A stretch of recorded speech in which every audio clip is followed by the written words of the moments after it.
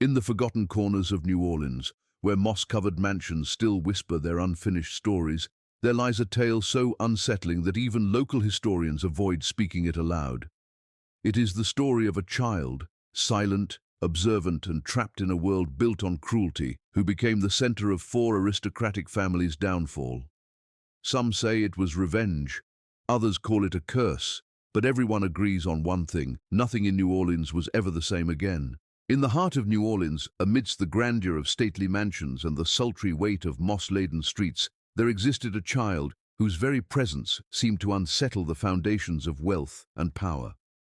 No one knew his name, and few remembered his face clearly, yet every family he served would soon find itself unraveling in ways that defied logic.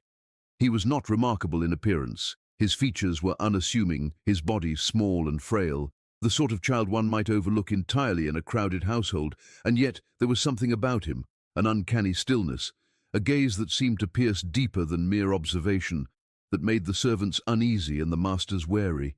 It was as though he carried an invisible weight, a dark aura that clung to every corner of the homes in which he lived, leaving whispers of unease in his wake. He moved silently through the corridors, unseen in plain sight, a shadow within the opulent structures that were supposed to be impenetrable fortresses of security and tradition. From the moment he entered a household, subtle shifts began to take shape. Minor accidents would occur, servants would fall ill, and the household would be plagued by misfortunes that no one could fully explain. To the families of New Orleans, these events were dismissed at first as coincidence, bad luck, or the curse of an unforgiving climate, but the pattern soon became undeniable.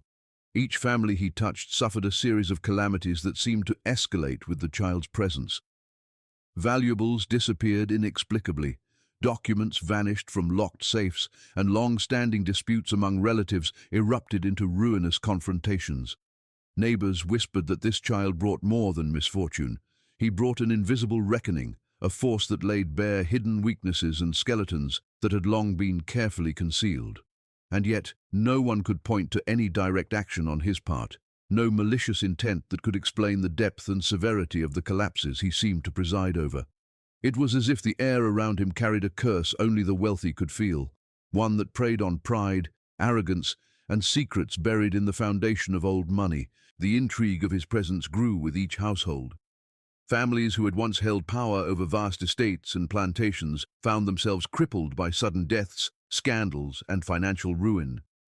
He appeared to arrive like a quiet storm, unnoticed at first, but leaving a trail of destruction that historians would later struggle to trace. Servants reported strange coincidences. The child would be seen staring at a portrait of a deceased ancestor, and days later, a family member would fall gravely ill. He would linger near the kitchen or the stables, and soon after, livestock would perish or supplies vanish. No one dared accuse him openly, yet the fear was palpable, a chilling tension that hovered in every drawing room and parlor he entered. Some whispered that he could see things no one else could, that he understood the weaknesses of human nature and the fragile veneer of civilization in a city built on oppression and secrecy. Yet the child's role was never fully understood, even by those who feared him most. Scholars of the period, when reviewing the decline of New Orleans' elite families, could only speculate about the forces at work. They debated whether he was a vessel of divine retribution, a living embodiment of the suffering caused by slavery, or a sinister entity manipulating fate itself. His youth, after all, made him appear harmless, too small and defenseless to wield influence over the powerful, but that very inconspicuousness was his shield. While the aristocrats went about their routines, oblivious to the precariousness of their power, the child observed, moved, and existed in a realm that straddled the line between the natural and the inexplicable. He became both witness and agent, a silent participant in a narrative that was rewriting the fates of families who had once considered themselves untouchable.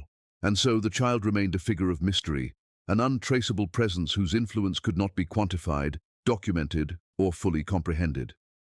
Records of the family's declines often omitted mention of him, and when he was noted, it was only in vague terms, a nameless servant boy present at the scene of multiple misfortunes. Yet in the shadows of New Orleans history, his existence loomed large, casting a dark silhouette over the elegant streets and mansions where once proud families now faced ruin. His story, partially hidden and partially imagined, became a cautionary tale whispered among the remaining elite, a reminder that even the most unassuming figure could hold the power to unsettle the foundations of wealth, authority, and social order in a city steeped in secrets and bloodlines. Between 1840 and 1860, New Orleans was a city of contradictions, magnificent in its architecture, vibrant in its markets and music, yet teeming with shadows and hidden terrors. Within this duality, the most powerful households, the aristocratic families who dominated the city's social and economic landscape, experienced a series of tragedies that defied explanation. These were not the common misfortunes that every household endured: illness, financial strain, or disputes over inheritance. No, these were events so sudden, so precise in their timing, that they seemed to follow a dark pattern. Entire estates fell into ruin, heirs disappeared without warning, and accidents claimed the lives of the privileged in ways that no law, doctor, or scholar could fully account for. Neighbors whispered in hushed tones, and the city's newspapers offered only sanitized reports, hinting at mysterious misfortunes while carefully avoiding the unnerving truth.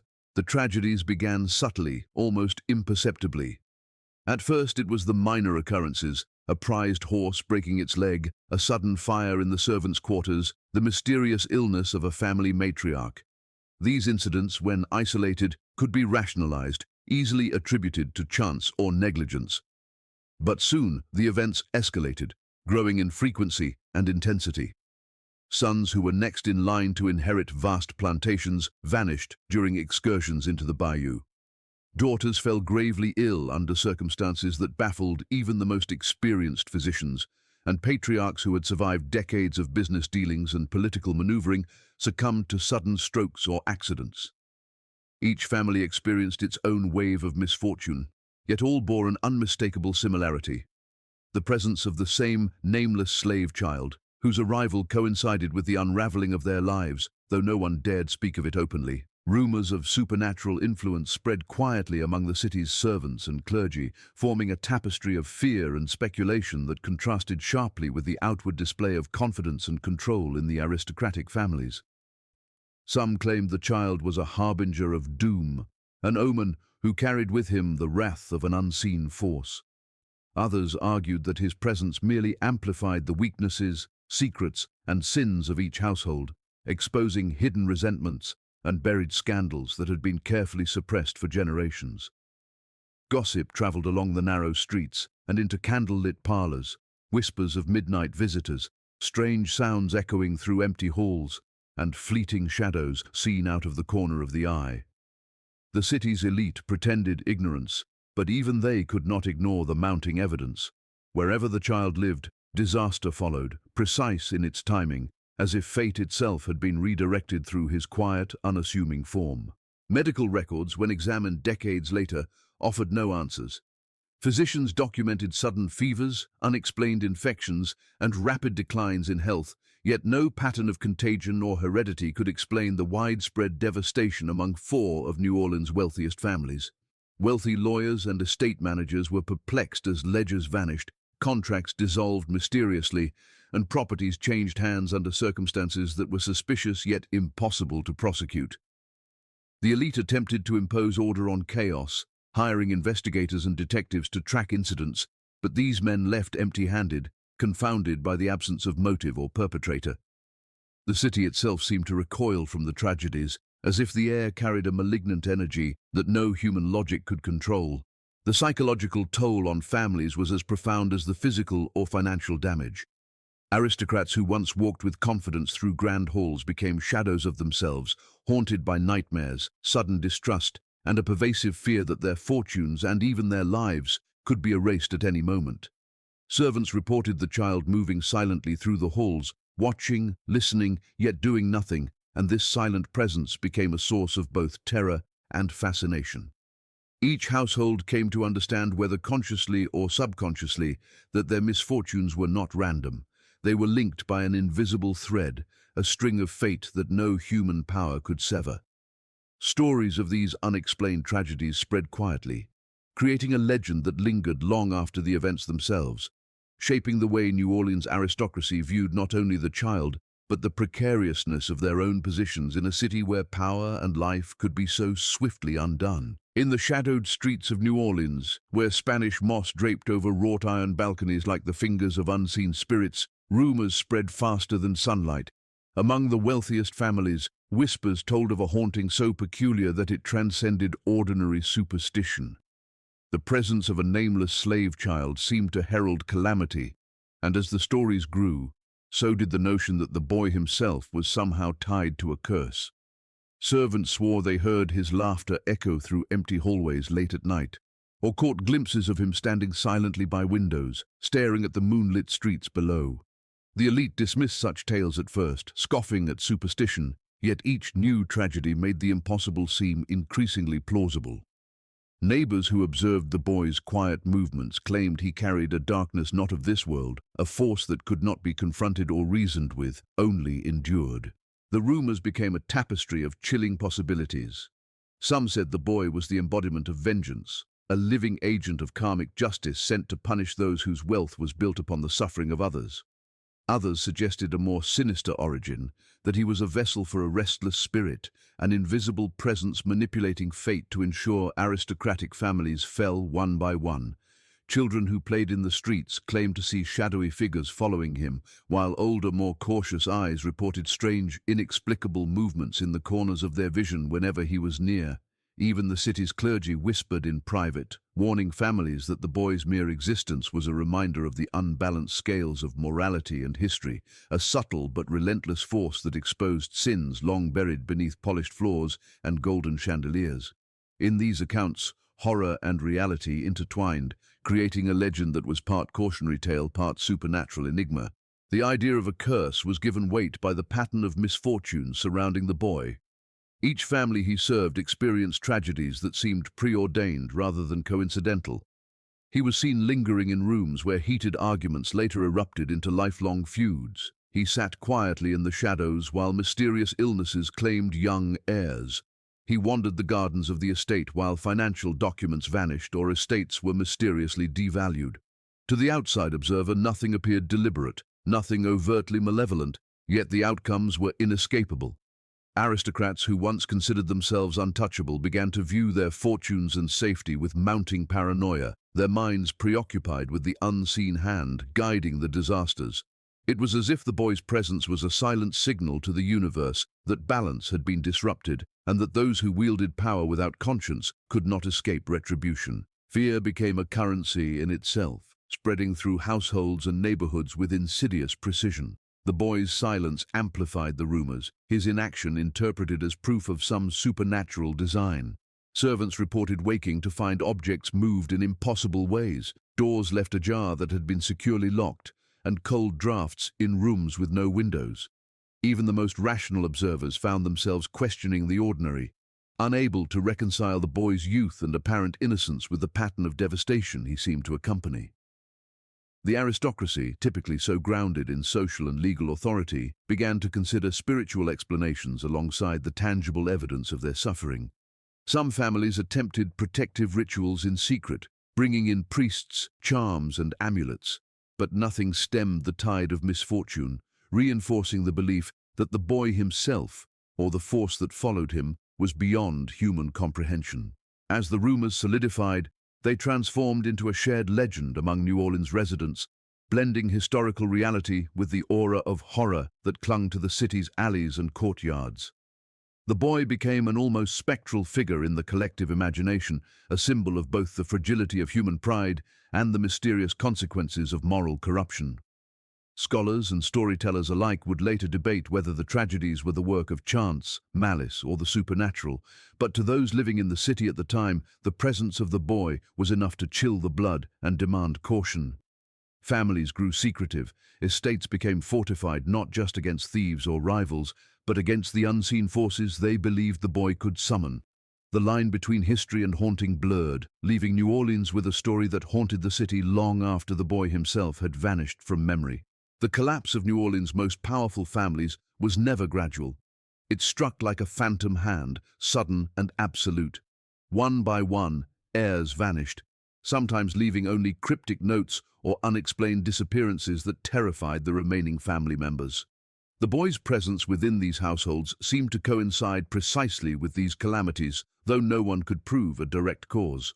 Fathers and mothers, proud and imperious, suddenly found themselves powerless to protect their legacies. Sons who were meant to inherit vast estates disappeared on hunting trips or river excursions, never to be seen again. Daughters betrothed to secure alliances grew gravely ill or simply vanished in the night, leaving marriages unfulfilled and fortunes dangling in uncertainty.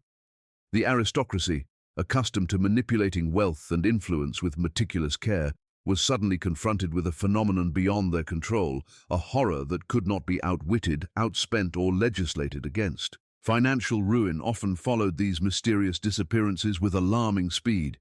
Estates that had once generated wealth through sugar, cotton, and shipping enterprises fell into decay. Overseers reported that crops failed, livestock died unexpectedly, and shipments vanished en route to markets. Legal battles ensued over missing heirs, but with records incomplete or suddenly contradictory, judges struggled to render any decisive verdicts. Servants whispered that the child moved silently through the halls, observing the chaos, yet never intervening, as if he were a silent architect of the unraveling.